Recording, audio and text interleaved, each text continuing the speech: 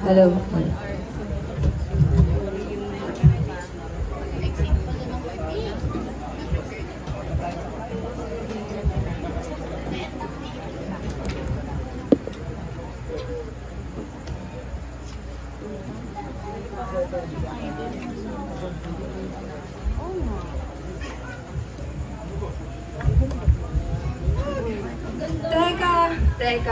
Teka. Parang hindi ito yung simula. Hindi ako ito. Ito'y aking nakaraan. At ako'y nagbago na simulang nakilala ko si Cristo. Chloe Keisha Anino sa inyong harapan. Sigay na lamang upang hindi kayo mahirapan. Sigay dito, sigay doon, sigay kahit saan. Bago ako mag-upisa, gusto ko lamang ipalam sa aking mga nasa harapan. Ang aking tulang babanggitin ay sensitibo. At maaaring may mga nararanas na ito sa inyo. Ang pamagat ng tulang ito ay may liwanag sa dilim. Noong bata pa ako, ang mundo ay puno ng saya. Bawat laro, puro ligaya at sigla. Walang problemang iniisip. Tawang aking musika.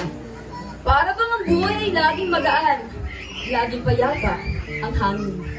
Ngunit sa paglaki, unting-unting nagbago ang aking istorya. Mga araw na dati maliwanag, ngayon tila naglawan na. Sa bahay na minsan nakala ko'y tahanan, ngunit ako'y naging kulungan na puno ng away at sigawan. Gabi-gabi nagdalagan, gusto ko mawala sa mundong tinatapakan. Sa isang tahanan na tila ba'y may lason sa hangin. Pamilya'y naging pader na bumabalot sa dilim. Sinturon sa leeg, ang hirap sa pakiramdam. Isang tagpo ng pagpapakawala sa mundong walang kalaban-laban. Ngunit bakit nga bang hirap huminga sa hangaring lumisan? May mga gabing iniisip kong magbiktima tapos lamang ang lahat. Ngunit natatakot ako sa iniwang tanong sa hangin. Paano ko makita nilang aking pag-alis? Ang hirap huminga habang nag-aagaw buhay. Tila ba sinasabi sa iyong katawan na, teka, buhay ka pa? Natakot ako sa dilim. Ngunit ito'y naging tahanan din. Minsan, ang madilim na silid ang tanging kadlungan. Dito ako umiiyak. Dito ako nagmumuni-muni ng walang hanggan. Ano ba ang silbi ng aking mga gabi? Sa bawat gabi, ako'y mapatisat walang katabi.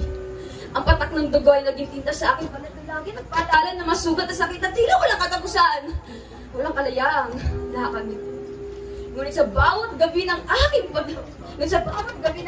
paglayo sa liwanag, ay may isang liwanag na mula sa taong hindi ko nasaang dumating. Mula sa itaas na hindi ko nasaang dumating. Isang Diyos. Hindi lamang basta Diyos, kundi isang bituin sa madilim kong dingding. Siya ang naging tahanan sa gitna ng unos at kadiliman. Sa kanya ko natutunan na hindi kailangan ng takasan, na hindi solusyon ang pagwawakas ng ating buhay at laban. Kung nararamdaman mong nalulunod ka sa bigat ng mundo, huwag kang matakot umingin sa lolo. Huwag mong dalhin mag-isa ang bagyo, sapagkat may mga tao sa paligid na handang makinig at umalalay sa'yo. Isang Diyos, kaibigan, mahal mo sa buhay, o kahit sino man daw makiraman sa pag-iisa mo. Huwag mong kitilin ang iyong buhay sa pag-igat pangunda sa sarili mo. Palagi mong tatandaan, hindi kailanman magiging solusyon ang kamatayan. Sapagkat may mga taong makakapitan mo, may mga taong nandyan lamang sa tabi mo, may mga taong hindi ka iwan, may mga taong sasandalan mo kapag hindi sangayon sa'yo ang mundo. Ngayon, ang dilim ng aking kaibigan, ngunit hindi ko na ito tinitiran. Ito'y aking tahanan, ngunit hindi na ang aking hangganan. At sa bawat gabi ng kalungkutan, may bagong umaga na rin ang pangsaya sa atin. Sa bawat luha, may bagong ngiti. Sa bawat sugat, may bagong awit na awit. Ano lamang po? Gawin may napulot kayong kaalaman o aral sa akin ito lang ininika. Sapagkat ang lang ito ay aking istorya. Hindi sa lahat ng oras yung bagay kailangan natin magpatiwakal. Dahil lahat tayo lumalabas. Lahat tayo may halaga. Huwag mo sayangin na yung buhay sa isang problema. Kaya mo naman sa susunod.